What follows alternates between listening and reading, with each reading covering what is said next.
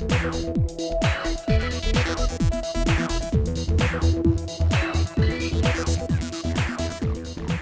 not going to have sex with robots on this panel. We're just going to talk about 3 billion people in 15 minutes. And to do it, I'm going to be joined by Marcos Troyjo, the co-founder and director of the BRICLab, a research program at Columbia University. So Marcos, thanks very much for being here. Why don't you sit here and I'll sit here.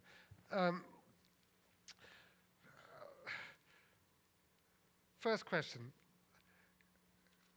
We're supposed to be looking in the next 15 minutes at the BRICs to 2050, right?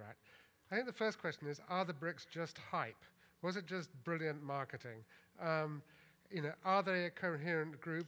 Are they going to dominate the world in 2050? If so, in what way? Well, Michael, first of all, thank you for being here. And I think it's going to depend very much on what kind of project the BRICs have for their populations, for their elites, what BRICs want from the world and what BRICs want for the world. I think it's going to be very tough for them to build a coherent platform, one that speaks the voice of one single group. I think the Financial Times has already compared the 4 BRICs to, the Brazilian jaguar and the Russian grizzly bear and the Indian elephant and the Chinese panda. So they're going to fight? They're big, they're mammals, they're very influential. I don't think they're going to fight. What I think is going to happen is we're going to see them move together in certain junctures. I definitely think that they're going to be very important, and not only because of economic considerations. If you take into consideration that Russia, India, and China are nuclear states, 2 of these countries are permanent members of the Security Council. 2 of them want to be permanent members of the Security Council. There's, of course, as we've talked about so many times, a tectonic shift that is going to bring these countries closer to the fore. But I think what one has to have in mind is that the road these countries traveled to get to where they are is going to be completely different from the road these countries must travel if they are going to fulfill the promise of, the 2050 BRIC scenario. And I think basically these countries have been traveling a road that has to do, since we're talking about innovation, a road of creative adaptation. They're pretty good at doing the same for less. But the future is not going to be there. The future is going to be where creative destruction is, disrupting, being able to become tech-intensive societies. And I think that's perhaps the single most important challenge that BRICS face as a group, and most important challenge that BRIC countries individually face as societies. Okay, let's go to that in a minute, but you brought in an animal metaphor. Let me bring in another one. Right. Foreign Affairs has just published an article called Bearish About Brazil, right. Which I think had a certain inevitability about it, because the hype in the outside world about Brazil, because the outside world woke up very late to the fact that Brazil was changing fast. Right. There's an inevitable backlash.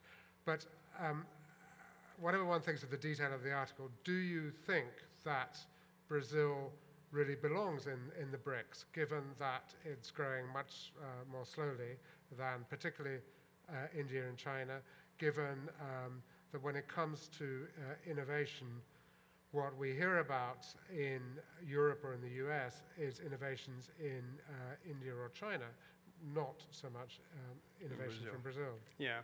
Now, of course, I mean, if you think about the future of Brazil, it has to do with ideas that press forward. It has to do with knowledge that presses forward. It has to do with capital that presses forward. It has to do with creating an ecosystem that presses forward. And it has to do with ambitions that press forward. Are these elements present in Brazil? I think Brazil now has all of the objective financial conditions to become a tech-intensive society. It does have the political will to do so. If you think of a president like Dilma Rousseff, of course she wants to be a game changer. Of course she wants to drive society towards more innovation. But I think Brazil does not have a plan. And I think having a plan is having a good diagnosis. You have to read the world right. I don't think Brazil reads the world right. It keeps adding this nonsensical vocabulary to the global economy, such as the monetary tsunami or currency wars, things that don't really make for international competitiveness. Look at Germany, for example. Up until the other day, 2009, it was the world's top exporter, and currency never played a role in Germany's competitiveness. So I think Should we be bearish about Brazil? I don't think so, because Brazil has every single condition to do so. The question is, once again, we have to put the right ideas together. Brazil cannot be a tech-intensive society with a 40% fiscal burden on the shoulders of entrepreneurs.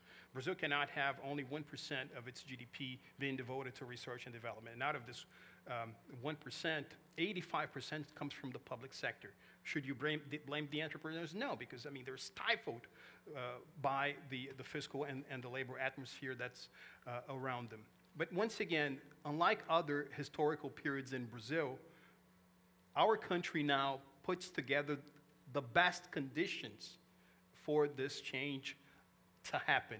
And I think there are many what I'd like to call nano-revolutions where you can see that happen. You can see that happening certainly in the agricultural sector. And Embrapa is a sort of MIT of agriculture in Brazil. You certainly see that in biofuels. And I think there's a lot of collateral technologies that are going to be brought about, which are going to be great for Brazil when it comes to pre-salt oil. Imagine what kind of remote robotics that you have to have, the new materials that you have to have, the geophysics that you have to have, and therefore Brazil is going to benefit a lot. If Brazil makes the wrong decisions, Brazil is not going to go bust. Brazil is going to become an underperformer. That's the bad side of the story in Brazil in the future, is becoming an underperformer. Let us hope that does not happen. Yeah, no, I mean, you mentioned that in order for BRIC countries to get to 2050 as the kind of powerful, disruptive, or game-changing, let's say, to use a more positive term, countries that they have the potential to be, they're going to have to do things differently than they have done before. And then you confuse me by saying that Brazil needs a plan. I mean, I thought Brazil had got to here because it had plans, you know? It got through in the 1970s, it had a plan for, you know, Nacional Desenvolvimentismo. Then in the 1990s, there was a macro plan, the Real Plan, which brought this current era of stability, openness, growth, inclusion, etc. And now I just wonder if it's the moment for Brazil not to have a plan, for it to just let 1,000 flowers bloom. You know? Right.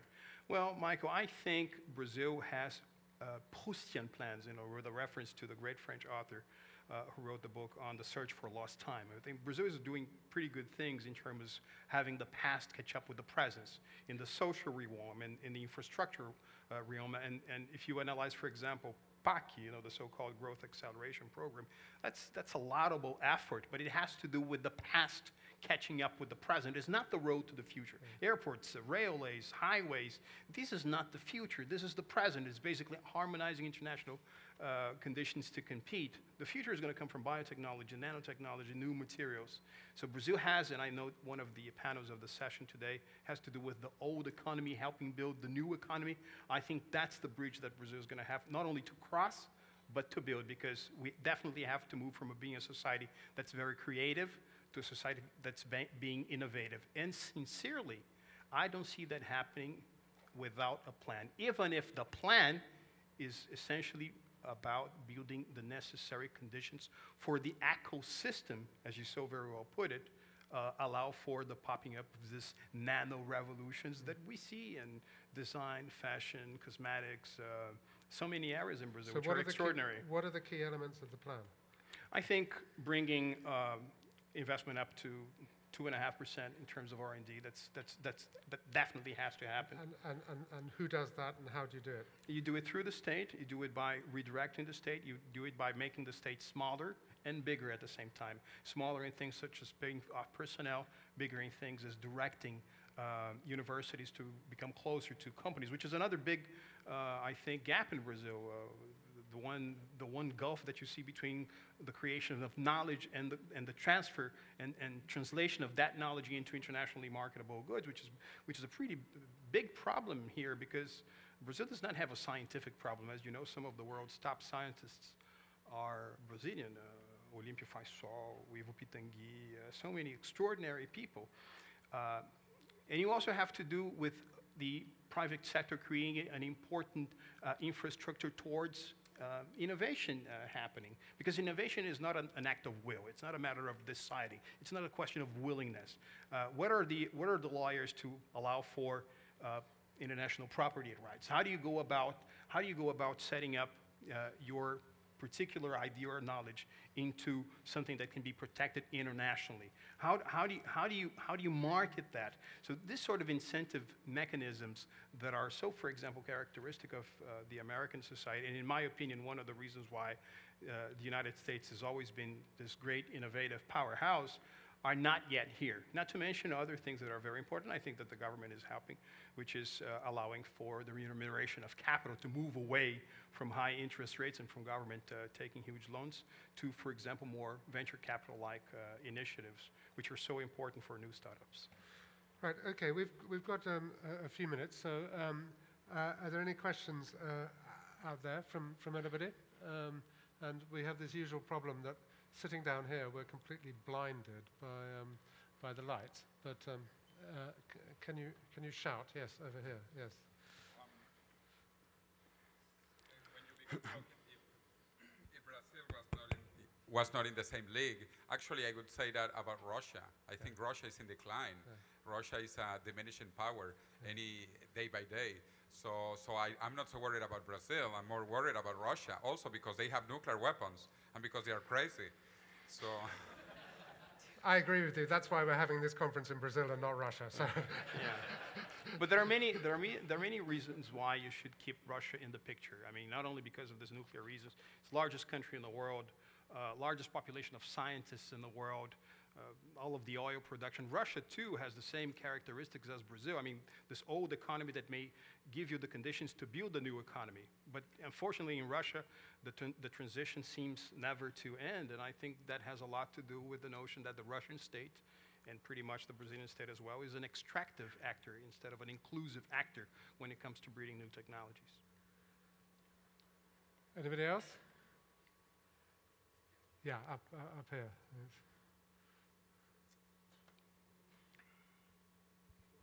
Hello. Which country do you see as the next BRIC? I mean, we're talking about today. You hear about South Africa, like the S. Yeah. Is there any country, in your opinion, that can fill that role? Like call it Indonesia or. Right. So please, that's my question. Definitely Indonesia. Definitely Mexico. I think there's a case to be made, of course, for South Korea, whereas perhaps South Korea is already there, but it doesn't have the same demographics or the same dimensions that it would require to be in the same league as Brazil, Russia, India, and China. But I think as important as trying to figure out what the next BRIC country is going to be is trying to figure out what BRIC countries are going to do in terms of global governance, whether they're going to play a role in restructuring the Bretton Woods institutions, whether they're going to play a role in increasing their military budgets, whether they're going to play a larger role in the innovation revolution that has to take place for global productivity to go up, and therefore we all have jobs and a bright future again. And I think the BRICs are going to have a tough time taking up bits and pieces of this leadership that is required, because now the world is really experiencing a sort of vacuum in terms of leadership, and not one of these four countries have the conditions to bear that crown. Do you think that Brazil can be accepted as a great power without having nuclear weapons? I mean, can it turn that into a positive advantage or not?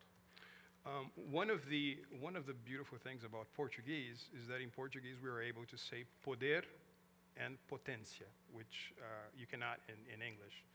If you think poder as in the first sense of the word, then I think definitely so, because a lot of poder has to do with prosperity and it has to do with prestige. For example, Brazil is pursuing a very interesting diplomacy of prestige, what some people like to call soft power, when it comes, for example, to exporting its income distribution model to countries in Latin America and Africa. It's a matter of great interest on the part of these countries. And when it comes to prosperity too, I think Brazil has been very creative in updating the notion of import substitution and industrializations of the 50s and the 60s. Through the notion of local content, Brazil is playing out what I like to call import substitution 2.0, where foreign direct investment is a must. You want foreign direct investment to be operating in Brazil, but you do so through the notion of local content. But is it again? I'm sorry. Yeah. Well, yeah. Okay. Let me just play devil's advocate. Is it not creating a very expensive and probably rather inefficient local industry in which a few, mainly foreign companies, will extract rents from the high national content rules because they're at 70% rather than 35%. Right. I think, Mike, it's going to depend very much on the sort of speed and scale of the learning curve that Brazil is able to perform in the next 15 years. Are we going to create the collateral technologies that are required in processes of import substitution, such as the ones that we're seeing in the naval industry in Brazil, for example? Are we going to be able, at the same time, to promote the labor and fiscal updating that we need to promote in order to make Brazil more competitive? So if these things happen at the same time, I definitely think that Brazil's import substitution policies will have the effect that, for example, they had in South Korea in the 70s and the 80s. Because import substitution is a way to becoming a more competitive country. There's no doubt about that. There's a high price to pay, and you pay that price by increases in productivity that come from this learning curve, allied by the structural reforms. There's a big possibility that these things don't work out, and once again, Brazil underperforms. Brazil's not going to go bust as in previous decades because we now have, the pre-salt hedge. So if everything goes wrong, there is a sort of, there are revenues coming from the oil sector and from the biofuels that will keep Brazil together, but it's going to fly at a lower altitude. Brazil has everything to, as you mentioned, being one of the top 5 economies in the world in the next 25 years. And if it does not, bring about this learning curve with the structural reforms that go along with it, Brazil may become an underperformer. But I sincerely think that we can do better. We can plan higher. Okay, very good. Well, we've run out of time. It's now time for the coffee break. So a cafezinho is always welcome in Brazil. So thank you very much, Marcus. Thank you.